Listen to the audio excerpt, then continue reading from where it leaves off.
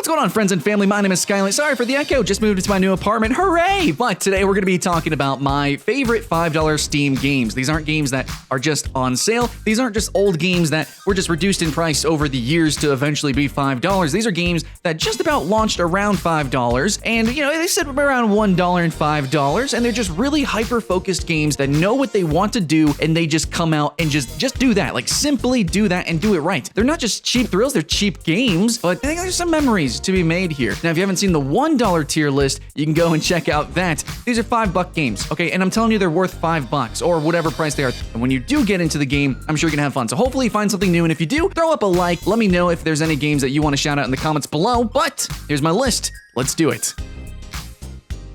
All right, guys, coming in at number 10, I'm going to put Golf with Your Friends. Now, as a boy growing up in Myrtle Beach, South Carolina, the capital for mini golf in the United States, I definitely found a love for it. It's something to do with friends. It's something that you can just go, well, I mean, at least where I came from, there's so many different kinds, so many different maps, so much ridiculous fun that you can have with mini golf. Hopefully, you guys get to experience that in your real life. But if you can't, IRL, Golf with Your Friends, Golf with Friends is freaking amazing. Now, it's still in early access. They're still adding stuff, and it's just always like getting better and better. Even in its base form, I thought it was really cute and really fun. So yeah, the maps, since it is a video game, do go a little bit above and beyond what you would find in real life, and I'm sure it's only going to be further the case as the game develops. So definitely something you're going to see a lot of streamers play in their downtime, or just, kind of chill out. I mean, it's one of those games. It's a little cheap game that you can just chill out, hang out with your friends, and play some silly mini golf.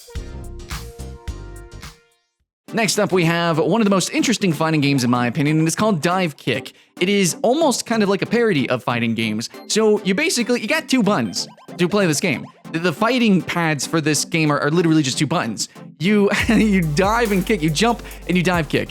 So that's it. And it seems really weird. Why would you make a fighting game like this? But if you actually play and you actually understand it, it's kind of competitive. Like, there's actually truly depth even in just that mechanic with the game, with the sort of physics and the mind games that you play, the little footsies that you play literally with Divekick. So even if you're not a fan of fighting games, or maybe because you haven't been able to get into a lot of fighting games, I think that this is a great game for beginners to really understand the absolute core fundamentals of fighting games. But just because it is the fundamentals, that doesn't mean that it's actually truly lacking. I think there's actually a full game here to be played. I mean, it's a cheap little game, but there is a game to be played. You can have some fun, even if you aren't a fan of fighting games. And if you are, I think the novelty of this game will definitely still make the game worth it. All right, speaking about novelty, actually, we got a super weird game that I think is almost there just for, like, the shock reaction, the shock humor. That's going to be Mount Your Friends. So if you're a fan of couch co-op, and if you like watching streamers for their reactions, and you like making your friends react to really weird, silly games, that's probably why you're looking for a cheap little party game. Well, here we go. We got Mount Your Friends, which is a tower building game, except it's with bodies. And you control these bodies through individual body parts, which are, hotkeyed to individual buttons. So it's kind of like competitive co-op. And you just try to climb the tower. You get on a goat, and then you get in a little position. You try to get as tall as possible, or put yourself in an awkward position as possible. And then they go, and then you go, and that's pretty much it. Seems simple, seems clean, right? But the controls are actually really clumsy. It's a very difficult game to actually play and master. It's completely chaotic, and obviously the aesthetic is... It is what it is, the little nubbies and, things jiggling around. It's good, silly fun. Absolutely. It's just a quick, clean, very cheap, fun little party game that you can, jam out to your friends.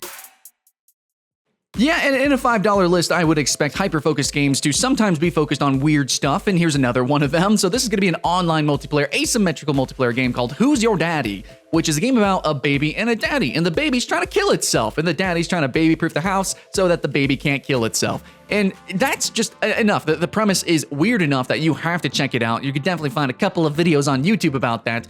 But in terms of asymmetrical multiplayer, I love this game. I love asymmetrical multiplayer generally, and this is, of course, a novel concept. But the fact is that you gotta really use your brain here. You gotta really think about how can you kill yourself as a baby. You're gonna eat batteries, you're gonna go run and hide as you die slowly of poison. Are you going to, try to cook yourself in the oven, or, stab yourself with glass? I don't know. Get all sorts of ridiculous stuff that you can kill yourself with. There's so many creative ways. And of course, as the dad, you gotta also realize these potentials. And as you baby-proof some things, you gotta think about, where the baby is now. You gotta keep track of it. And there's actually like some pretty cool gameplay to be had here over time. So definitely you want to pick this up in another one for a friend or two and have a blast with this game.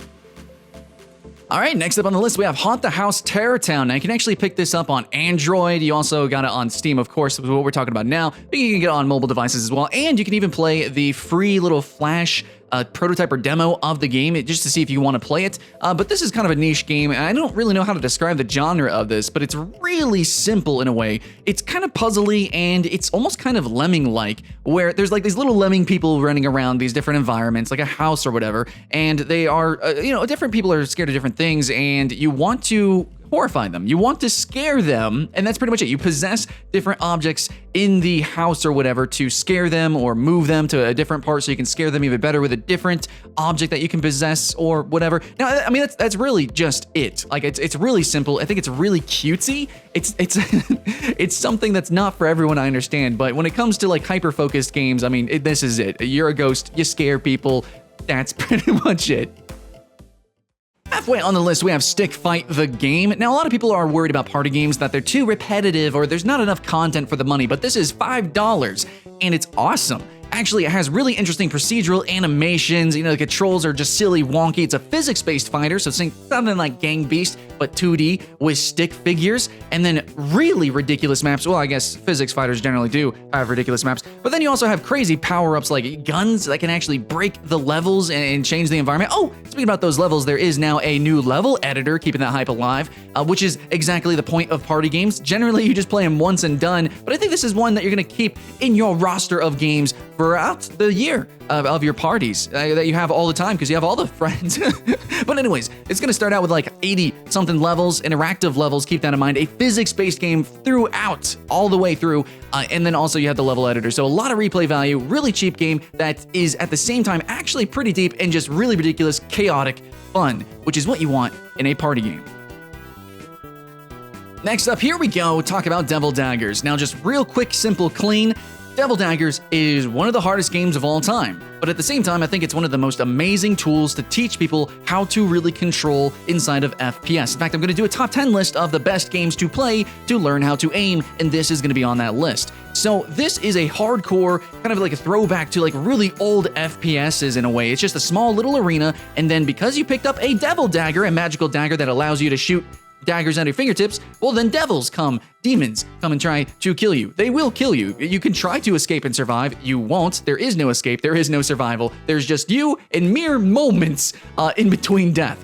I'm telling you, like, you might be able to get to a minute or two, maybe, debatably, probably not. It's a very challenging game. It's actually, I think, really fun. It almost feels like a roller coaster, as long as you can actually get in long enough to really sit yourself down and enjoy the ups and downs. But after a couple of hours, I think you're going to really get the flow of things. You're going to feel it, and you're definitely going to get your money's worth out of it.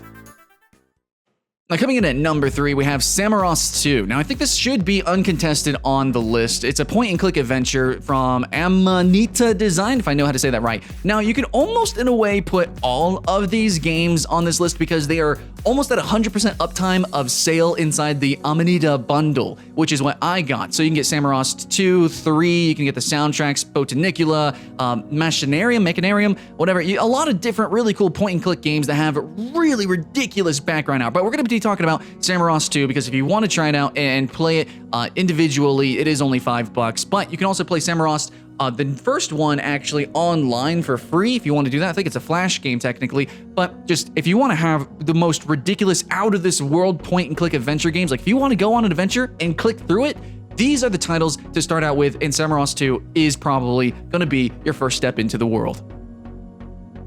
All right, guys, number 2, I'm gonna have some difficulty explaining this because there's no enemies, no story, there's no real art style to talk about. There's nothing that I could really latch on to kind of describe this game other than it's a first-person platformer, but I want to continue to talk about the mechanics of the game, but I actually can't because I think it's kind of a spoiler. So what I'm gonna tell you is that I just really appreciate this game as somebody who went to school for game design, as somebody who's playing around with a first-person platformer myself at the moment. It's a title that the way it teaches players to play itself is is so smart. It's so simple. It's so pure. It doesn't really explain itself, but it somehow at the same time, because it's designed, does sort of allow players to teach themselves what they can do and how far they can go. And I even really appreciate the endings of the game. Instead of alternate and replaying, which you can do for speedrunning, there's also sort of a tiered ending that you can do so you can push yourself. So yeah, all I can say is when you get to the end, there might be more. Keep pushing on, and you can keep seeing what you can really do and how far you can really go, which I think is really the beauty of a platformer in the first place, to see where you as a player can go from point A to point B, and of course, how fast and how far.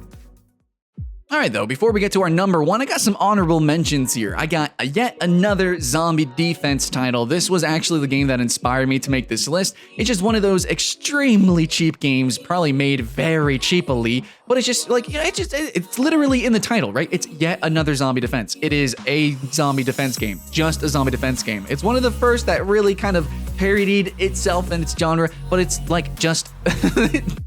Like, let me just keep repeating the title in different ways and phrases, but it explains the stuff incredibly well. So there's that. Next up, we do have a game called Oregon Trail, which is a zombie game. It's actually kind of a parody of an older title. You might have played this in school called The Oregon Trail, which was this kind of survival, can you say RPG? It was supposed to be educational type of game of pilgrimages across the United States. I have dysentery, of course, you know the meme. But this time, it's with freaking zombies. So there we go. Yet another zombie defense, as well as the Oregon Trail. Honorable mentions for some cheap games for some good fun. But now finally, at our number one, we've got a game called Superflight. Definitely one of the most chill zen games out there of all time, probably. But when you look at cheap games, people are looking for that, right? They're like $5, under $5, $3 game, something like that. Please give me something that's cute, fun, something that'll give me an experience, that'll give me memories, something that I can just do and then, take with me the thought of that, hey, it was probably worth some money. Well, Superflight is gonna definitely be that. It's weird, it's different. And yeah, there's a myriad of mobile games that I could have slapped on this list as well, but I felt Superflight was just something that was just kind of, really creative and indie that I want you guys to play as well. So at $3 with procedural generated maps, I think you're gonna just have a lot to do, but at the same time, it is still, it's a cheap, hyper-focused game. It's a wingsuit simulator, kind of, voxel graphics. You just kind of fall and fly through some maps. Again, super zen, I think, but at the same time, I don't know, man. I think if you're looking for this kind of list, if you're looking for these kind of games, Superflight might be the one that should top it for you, and it does for me at least. So yeah, if you're looking for something just really chill, something weird, something you just pick up right now and play immediately, there you go. Have some fun flying around in Superflight. All right, guys, that's the end of my list. I got you 10 games, 2 honorable mentions, and hopefully you found one here that you haven't heard of before. Now, I really do believe that these games are worth their values, and of course, that's the point of the list entirely, is the value. So if you're interested in going down that rabbit hole, I got a $1 top 10 list I think you guys should check out, and in the future, upcoming, I'm gonna have a $10 top 10 list, absolutely, and a few other top 10s here, there, I might have mentioned throughout this video. Yeah, look forward to those as well. That's how I like doing my reviews. It's how I like talking about games. I like sharing the love, keeping that hype alive, and hopefully you do too. But anyways, regardless, guys, I hope you did have fun. My name's Skylent, and hopefully I'll see you in the next one.